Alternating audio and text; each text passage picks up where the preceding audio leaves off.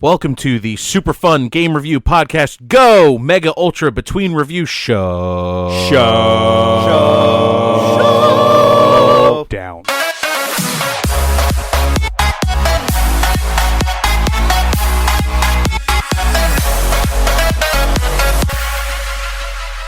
Welcome to a special edition of MUBRS. All right, guys. So this week we have our special, which is going to be the Tomb Raider movie review.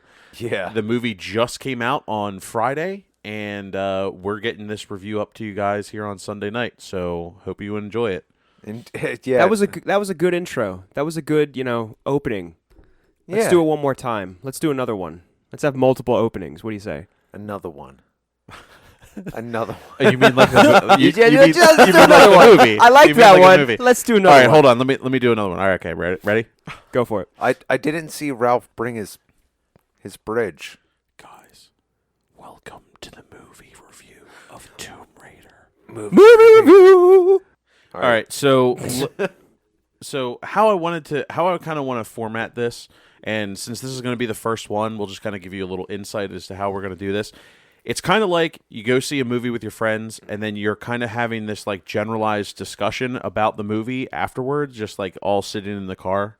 So what we're going to cover here is we're going to do a general plot discussion. Then we're going to talk about the ending specifically. We're each going to go around and talk about our favorite moments, and then we're going to just throw in some other random like tidbits that we thought were either good or absolutely terrible about it. And then we're going to give it our grades in the same way that we always do for all of our video games. We'd love some feedback on this. If you guys really enjoy this, please let us know, and we'll try to do more. We'll go see more Good. movies. That was our third opening, our third intro. That's good. We're on the right path. We're on par with the movie. All right, so the plot of this movie is like loosely based on the game that we just reviewed last week. They decided for some reason, though, to give it 3 different intros, all of which take place before the game. And they even simplified the plot of the game, where it's just kind of like one tomb with like 4 trials in it. And that's about it. Like they really did.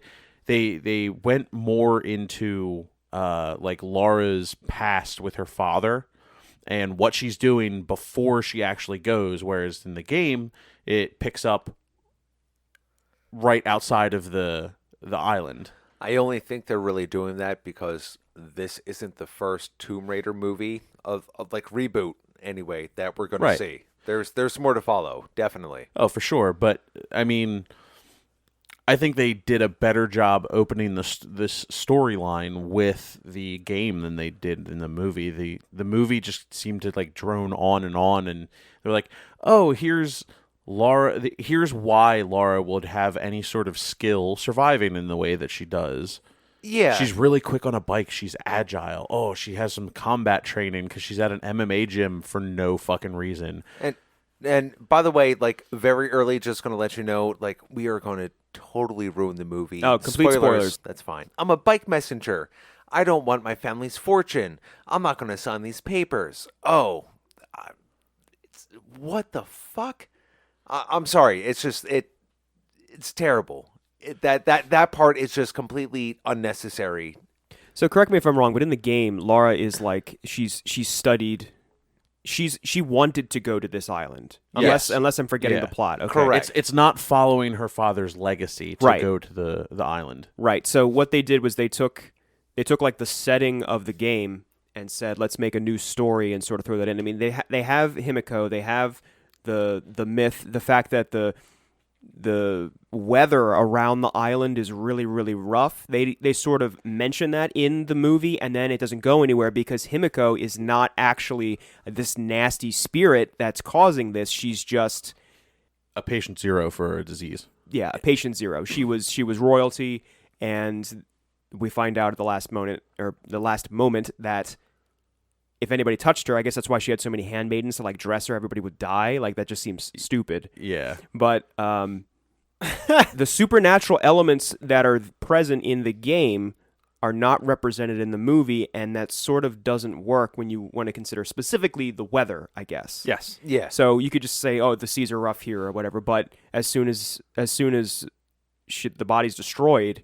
and Laura climbs out, it's like, "Oh, sunny skies, no problem," and the helicopter can just come in.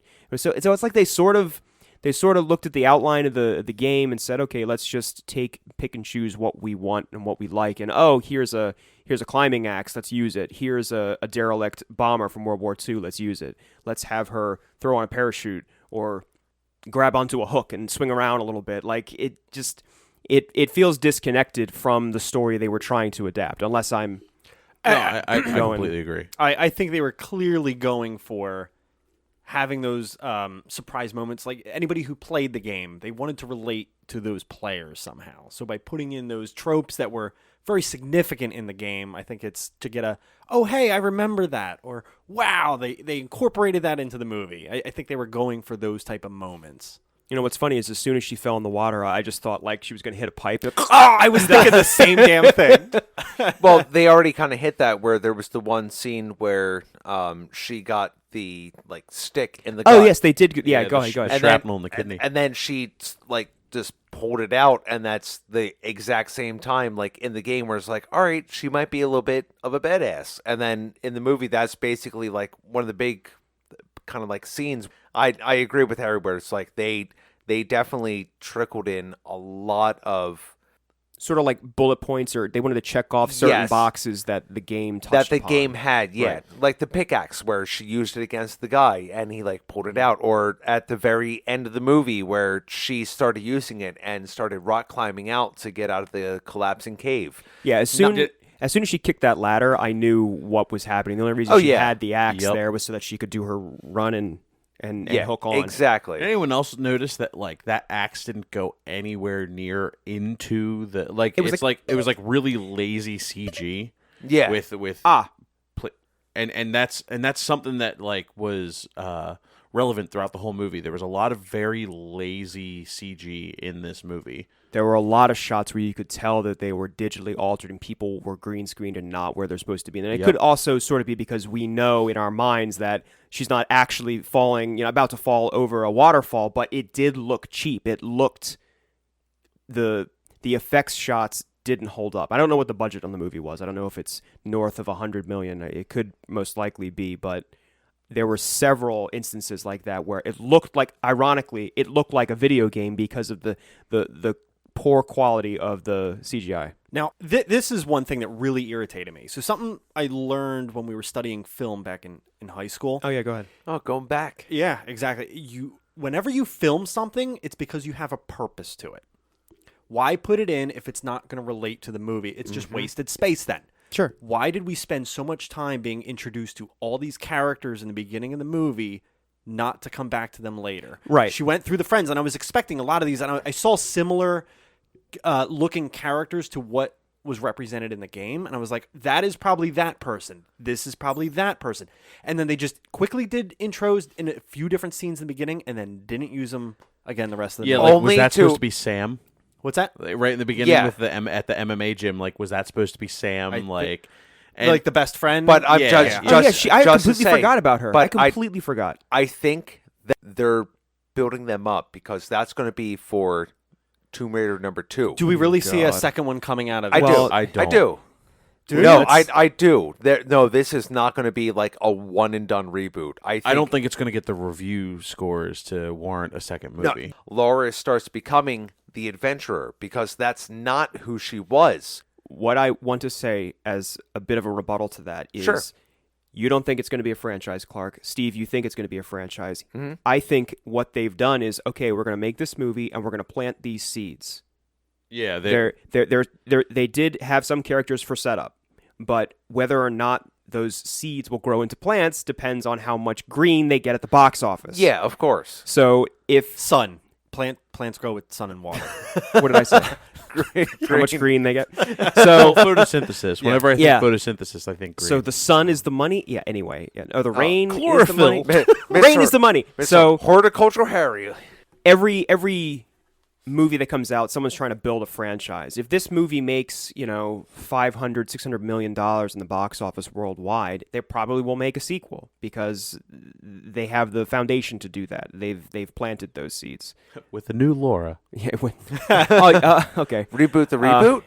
And I said this in the car, but when it comes to Tomb Raider, the farthest thing I can think of is an urban chase sequence on bicycles With the paint. with some paint and the fox hunt. Okay, it just felt like it came from a different movie. I don't know why they did that. Whoa, The Fox and the Hound. It came from that It movie. came from the Fox and the Hound. Yeah. Okay. All right. Sure.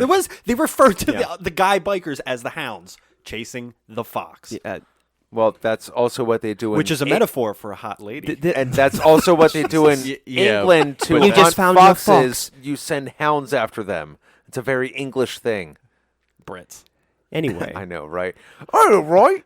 I going back to the beginning, like and the multiple openings. I feel like they should have gone with one or the other. Like I kind of like the MMA fight a little bit better because it sort of makes sense then later in the movie. Like, I mean, if Laura found a bike and was using it on the island, to be like, now I know why we had that sequence in the beginning because we can see how good she is on a bike, but there's nothing in the rest of the movie to do with the bike. It's to show she's a fighter. It's to show that she knows how to escape people. No, and then when she had the fight with Shane from the Shield, that to show that she can do a hip toss properly. Every time she had a physical altercation with somebody got someone in a fucking headlock.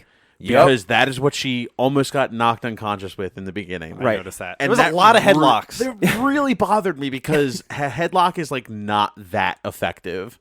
Like as somebody who has done jiu-jitsu and judo and Muay Thai, headlocks are not Yeah. no. I mean, it's not the end all be all. I don't have any background in martial arts, but when she was in the headlock in the first sequence, I was just waiting for her to start elbowing the girl behind her, because I've seen enough movies, I know that you can just elbow someone, and I thought for sure she was going to get out of it instead of tapping out. And I even turned to you and said, okay, we set up this fight that Laura lost, right? I'm waiting for the end of the movie to show her coming back to the gym, fighting that chick, and just whooping her monkey ass is what I thought they were going to do, because to me, that's a better way to end the movie than her finding that, there's a organization out there that I have to stop, work to be done, credits. Second movie. That's where it comes in. Yeah, the way that they set up a second movie is just shilly, It's real happening. bad. Especially since the Trinity and then the other company, it wasn't really connecting for me. I don't know why. I saw on the box there was that, what was it, Patelli or Pateni or Pantra, whatever it was. It was on one box, and then the main bad guy was working for the Trinity Corporation or whatever. Was it Trinity? Or Yeah, he's mentioned Trinity, and then they were all carrying Pantra boxes. Right. And it turns out that her stepmom. No, power The of attorney. evil I think she works in the company. person? I don't Yeah. think she's a stepmom or any Well, kind at of first I family thought it was her figure. stepmom. She's on the board. She's on Yeah. the board. Yeah. So before we get too far away from it, Yep. I do want to say, as a whole, I enjoyed the bike scene. I like action scenes like that aren't your typical, I'm on a car chase or something. I thought it was an interesting scene.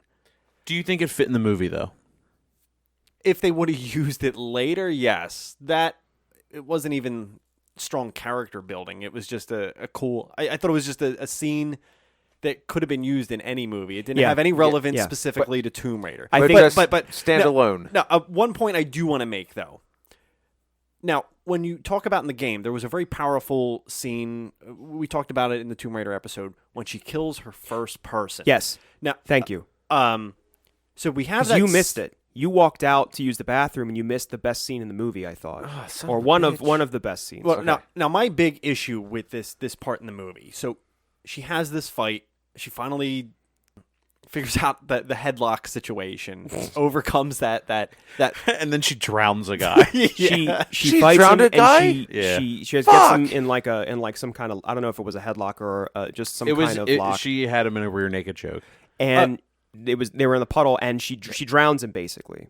Yeah, Harry, go ahead. No, that's please, fine. He was just recapping the scene. I just can you paint the picture, because that's one thing that I wanted to at least bring up, for the fact that I leave nothing's really happening. I come back, and then all of a sudden she finds Dad, and something I missed things. So what happened after that scene is she saw somebody scurrying around in the woods, followed that person, and it turned out to be has this epic cliffhanger scene, crawls into this cave, finds it's her dad in the cave, which I think straight out of Castaway.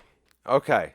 Yeah. Oh yeah. He going was crazy, going like nuts. oh, if you just ignore it, she'll go away. Yeah, he was talking to himself like he thought that she was a figment of his imagination, which you could say was actually kind of interesting. He kind of already like prefaced that afterwards. All right. So what I have a big issue with, yes, they haven't seen each other in 7 years. Okay. And they're doing like a bit of catching up, I guess. Yeah. Figuring it all out, explaining what has happened.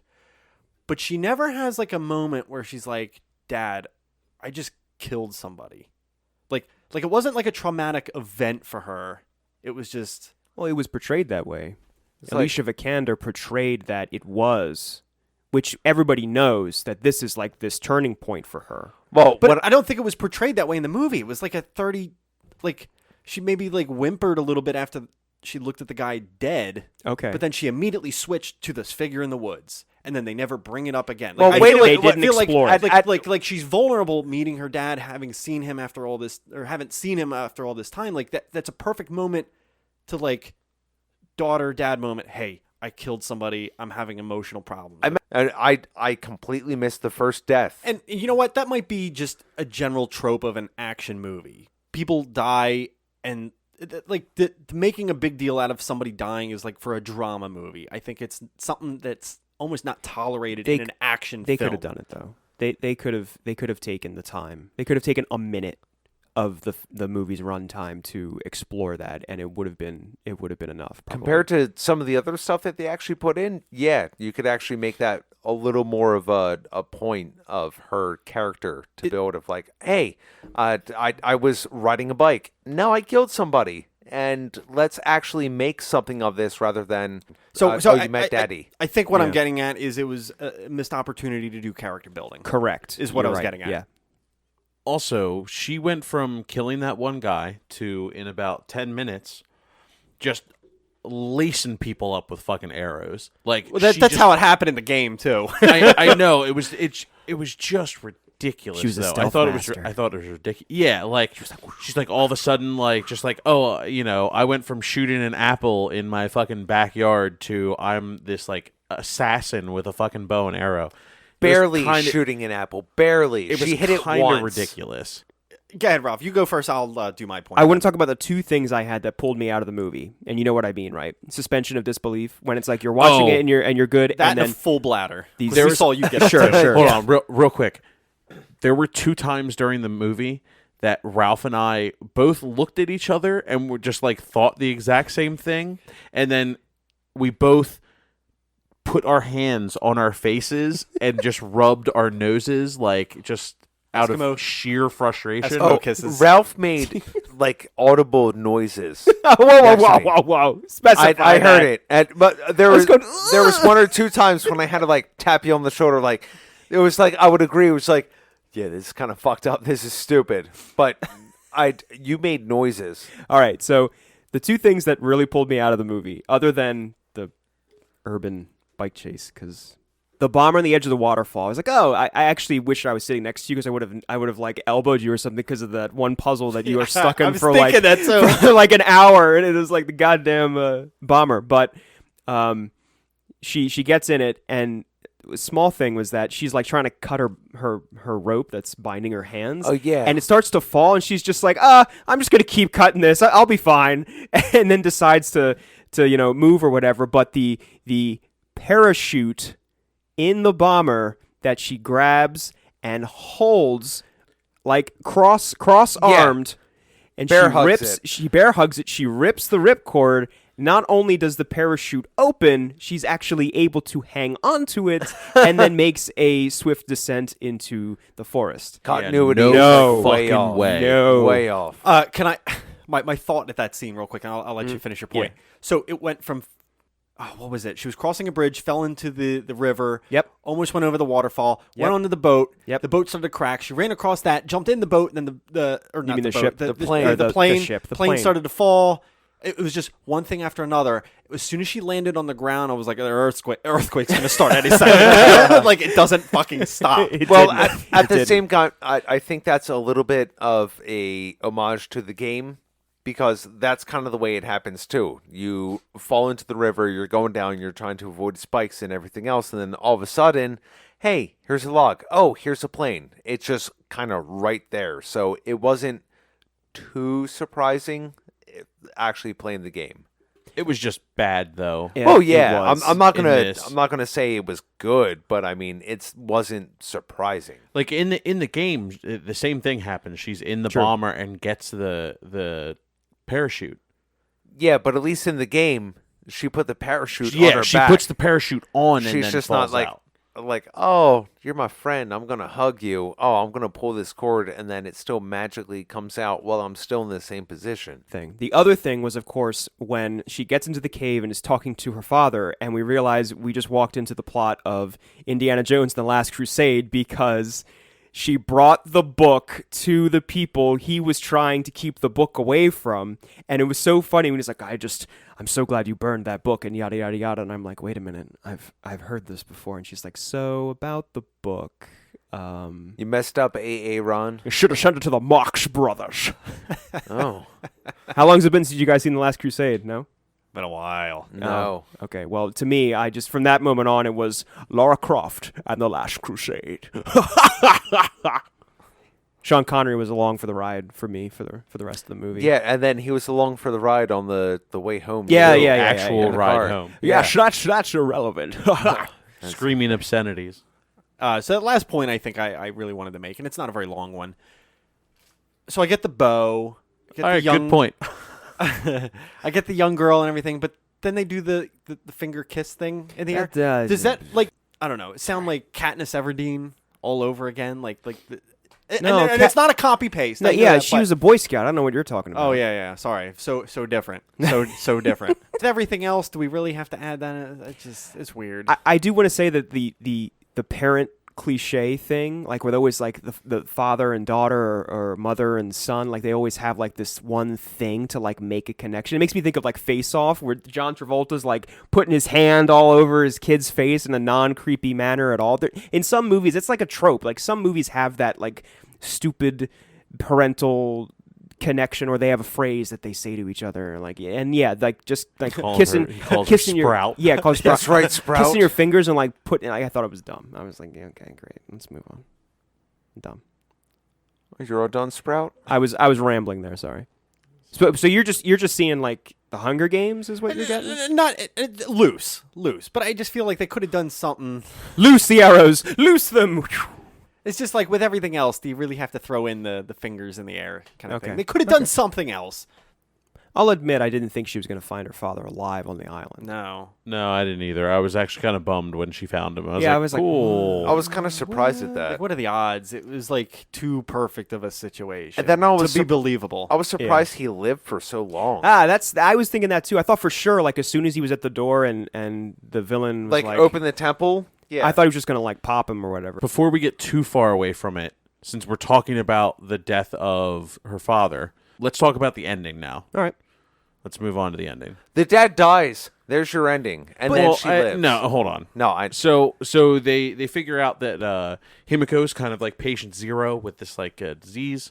It takes over two people and Turns you into a zombie. yeah, turns you into Yeah. a fucking zombie. Pretty 'cause much. every fucking thing does.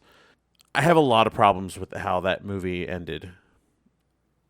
I think it was a very stale concept. I think there was this whole like, oh no, like there's nothing wrong with the fucking Mississippi. It was, you know, Last Crusade. I have a lot of problems with the movie in itself, especially if you're going to bring up Himiko. I guess maybe I might be a little spoiled because of the game, but she could have been a much bigger part than it's just like, oh, here's the name of like the Death Queen, and then oh, we're going to mention her one more time. Oh, we found her grave. Oh, people will die when they touch her. Oh, that's it. And that just is really what it felt like. I like the puzzles. Like when you're getting towards the end of the movie, when they were going through the whole, for lack of a better term, like temple or labyrinth Yeah. to get to Tomb. the tomb. Okay. Yeah, I guess tomb. The tomb that they were raiding? I think that was the best part of the movie. Just Let's seeing have the different- puzzle. Go ahead. Sorry. Yeah, I'm just saying. I think that was the best part of the movie, and it was kind of more towards the tail end. Like it showed her ability to solve puzzles throughout the movie, but it didn't really like. It was trap after trap after trap. Yeah. Towards the end. I'm glad they incorporated that. And she used a trap to actually like kill somebody Yeah. on purpose, and she like sought out a different trap. I thought that was kind of cool. Spike to the face. I do want to say that maybe it's nostalgia because with the Indiana Jones films, I think the same thing, but I give them a pass. I'm always sort of like, how does this puzzle work exactly? Yeah. So the color puzzle, when it gets green, the door opens. It's a How color does of- that work? Because it's the color of life, Ralph. What is sensing that it's green now? And now it'll open the door. Like I know, Dude, the built-in IR scanner. Of Every course. fucking tomb has one. Of course. You didn't I see know. that? The amount of fucking gems they were tossing her, I was like, Seriously. where the hell are they getting all these? Yeah. Really? Fucking- who broke out the Crayola gemstones? Right. I thought someone was going to be like, use them all, Lauren! Like the colors of the rainbow. Open up the door. Like It would have made brown. yeah. Make the brown light. Everyone shits themselves. Make the brown, Laura. Make the brown. Whoa. Yeah. So the ending, the father sacrifices himself to destroy Himiko so that they don't have Barrier this. with explosives and shit like that. Mhm. Yeah. Yeah. They have the final standoff between Laura and what was the villain's name? Matthias. Oh, that's right. Same as the game, right? Yeah. It's- Honestly, I don't really have much to say about the ending. I thought it was just a very generic, just wrap it up. Got to say goodbye to Dad finally and move Yep. on with life. And Yep. hey, look at this. You remember these Berettas from the original Tomb Raider? They were H&K. Hello, Nick USPs, Frost. were they? Yeah. Right, I know. USPs, 45s. Oh. And then it's like, oh, someone who works for one of the companies is doing some bad things, and I realize it, and I'm setting up for movie number 2. I did notice that on the gun rack there was a Mateber sitting there. I think that's how you say it. It's the automatic revolver. Oh yeah. It's what what's his name from Ghost in the Shell carries. But yeah, I actually was really hoping that she'd end up back at the gym and she would be fighting that chick and would whoop her and pay her, not her coach, but Her pay gym her, dues. pay her dues Yeah. or something like that. But no, With like a gold bar or something. yeah, know. right. I got this at my latest tomb. All right. No, because she's wealthy, is what I mean. Yeah, Like, yeah. Here's the finger of a dead goddess. Go ahead, touch Yeah, it's it. another thing. Like, why, again, when I get back to the point, why show something if you're not going to use it Yes. later? They could have played on a joke or like not like a huge ha ha ha joke, but like one of those wrap up the movie. Like, oh, that's clever. They wrote that into the script. I think they tried to. there's They nothing. tried There's to do nothing that. clever about this movie. Really not. Well, at least the one thing I did like is at the very end when she killed Shane from the Shield, or Matthias. Matthias. She took the baggie that had the finger of Himiko and shoved it in his mouth, and that's what turned him, and then punched it in. Like for a second, I'm like, "What the fuck is she doing?" Oh, and that was neat. Yeah, Matthias got fingered. Yeah, he did right in the mouth. This is always a question that I always ask after like a movie. 42. So I want to know like what is your favorite moment of the movie? We're just gonna go around the table. Ralph. I think I like that first kill that she does. I think that I liked the way it was lit and it looked and it was gritty and fairly realistic. I mean, the other stuff is all kind of silly. I want to say that was my favorite moment. All right. What about you, Steve? All right, I might be a little sappy. I kind of like where her and her dad are kind of like working together in unison, where they don't actually have to see each other for 7 years to realize what the other one is thinking when they're in the Himiko's tomb with the main villain and the henchman and start going back and forth and the action that ensues. I did enjoy that one. You big sap. I know.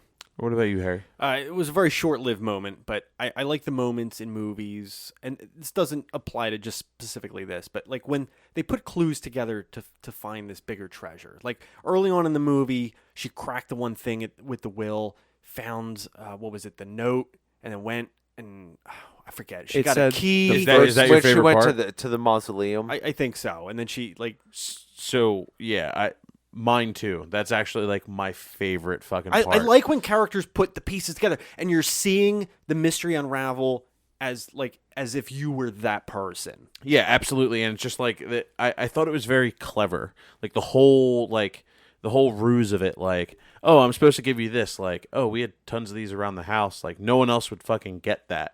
And he like played it perfectly. I thought it was a really cool way to like introduce her to like his extra world. Yeah. The first letter of my final journey, My final resting place. final resting place. She just walks into like a sex dungeon. Yeah, this is my secret Yeah. life. Oh god. Welcome to my red room, Daddy. What? Laura, I'm glad you're here. Burn it all. Burn everything. Ooh, Yeah. that's some weird kinks. I'm not. Don't gonna watch lie. any of the tapes and burn everything. What else is there to really talk about this movie? Like music, acting quality, or like how it was shot. The Well, music was okay. Like I think for the certain scenes they did an alright job with it. Yeah, I didn't think You the got music this. was You anything got this thing that going great. on with your nose, Ralph. Oh, excuse me. Did that pick up on Yeah. the mic? Oh, Yeah. whoops. I Sorry mean about the CGI, like when she jumped off the boat and was like in the ocean, it wasn't done very well. There are a few things like camera wise could have done better, but it was okay. I'll give it an overall okay between like music, cinematography, and acting's all right. She'd all right. I think she was a good Lara Croft. At least I think. Honestly, I'm still gonna go with it. Second movie, going to be able to kind of like bring it together a bit. I did want to say that Alicia Vikander is a great actress. Is she? She is a great actress. She's very good, and I think she was trying something a little different, like trying to make this her big break in terms of financial and box office potential. Because a lot of her movies have been sort of indie or under the main. Radar. Thank you. Under the radar. That's a shame because everyone should go see Ex Machina. Ex because Machina is amazing, and she is amazing in it. She You're is absolutely right. She's not that great in this. I didn't think she was a very good actress in this. I kind of think she was the only one acting. Yeah, I was gonna say I think she was good, and maybe the acting looked bad in this movie because all her support I thought were kind of weak. Like especially Sure. Lou Ren, I thought they could have gotten somebody better. Donnie Yen was busy. I actually thought he was like a little more genuine than all the other characters. I thought he was very robotic in his delivery, like just like you could almost tell he's reading from that script. He didn't go anywhere. His character didn't go anywhere. No, it did not. The whole subplot with like, we will fight. Your father saved us. We will fight with you. I'm putting an accent on there. They were speaking in a different language. Like that whole thing like didn't matter. They didn't need to have some big raid or some moment where they were going to stand up to the people that had been oppressing them and forcing them to work because they were all dead at that point. Yeah, and they didn't even make them do anything after that. They were just like thrown into random cutscenes and then just go back to Laura and the group. Yeah. Overall, I want to say I think Alicia Vikander was fine in this movie. I don't think the weakness was her. And I wasn't really sure about her casting just because I know like how like she's basically tiny. She's like 5'2" or something, but I don't think it really mattered. No, I think they elongated her in some scenes. Elongated, you think? Yeah. Like when she was doing like the CGI jumps and shit. Okay. I think they made her look longer than what she was when she was standing there. Okay. one thing I did like, this is very general, but I feel like one of the big selling points for the old Tomb Raider games is the sexualization of Lara Croft. Okay. Oh, look at this character who has huge tits. She's got Huge huge tits. She's got huge Has tits. But, huge pyramid boobies. Like I think there was a lot of potential to really over-sexualize Lara Croft in this movie, and they didn't go that route. They already did that with Angelina Jolie. yeah, Well, with the Well, previous. yeah. Oh, I'm just saying they could have gone that route with this, but I think it was a didn't. classier movie because they didn't. Agreed. Yeah, definitely. It was more on like the actual character rather than, oh, here's like this really attractive female who does action things and check out her chest. They still It's- got her in that tank top and got her in some positions to look straight down it, but yeah. well, one the or tank two, top is, but it's not. I was saying that like the teal green tank top Like it's good that they put that because I thought Yeah, gray. that's the iconic. Oh, wait, I thought it was gray. no, it's Either way, it's I mean, it's from- a grittier version of what Lara is supposed to be anyway. Yeah, I mean from 2013, they went with like the same color tank top. Yeah, it's As not that the game. neon teal Yeah, of old, but it's still like a dark teal. Let's do final grades. Ralph, do you want to start? How would you grade this?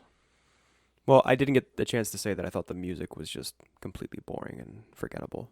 I thought you exemplified that by snoring. Oh, okay. In terms of my out of 100 score, I don't know, 45. Can you do that again without the? Because it's going to be really hard to edit around. I don't know, a 45. That was great. Nailed it. Glad you liked Cool. I don't know which one I'm going to use now. I don't know. I would still go with the Maybe. first one because I think that just like exemplifies. I might leave everything. both. The I whole mean, thing. Clark- 45. That. All right, that's Steve. it. Steve, what do you think? I'm gonna have to give the movie a C. It's like I wish it was a little better. It could have been worse, but I was hoping for a little more. I was a little disappointed with this. All right, what about you, Harry? Fucking all three of you. what did I do? I didn't breathe, did I? No, you didn't do Oh, it. I had my eyes closed. No, that was me. I'll be quick about it. I think I'm going to give it a 4 out of 10. I think it's below average, but not like a 1 out of 10. It's Because- it's because watchable. it's It's 4. watchable. All right, I'm gonna give this one falling bomber out of one parachute held very too tightly. Sounds impossible to me. No, It is impossible. it was in the movie. I watched it happen, and it is not impossible. they It wouldn't is lie to not. you in real. movies. I saw it in the movies. It's real. All right, guys. So that was our review of the Tomb Raider movie. Lara Yeah, Croft hope you- and the Last Crusade. Yeah, I hope you guys enjoy it, and please give us some feedback on it. We really appreciate it. Also, give us an iTunes review, please. Yeah, one of those. Yeah, do what Harry Yeah, cool. says Yeah, Cool. just do it. because he hits us if you don't. I do. And now a word from our sponsor. Hey everybody, be sure to check out Body Snatchers Podcast, one of our new sponsors. Join Steve, Tino, Gia, and John as they talk about anime, gaming, comics, and more. You can find them on iTunes, CastBox, Facebook, Twitter, and Instagram. Be sure to enjoy their content soon. Thanks and have a great day!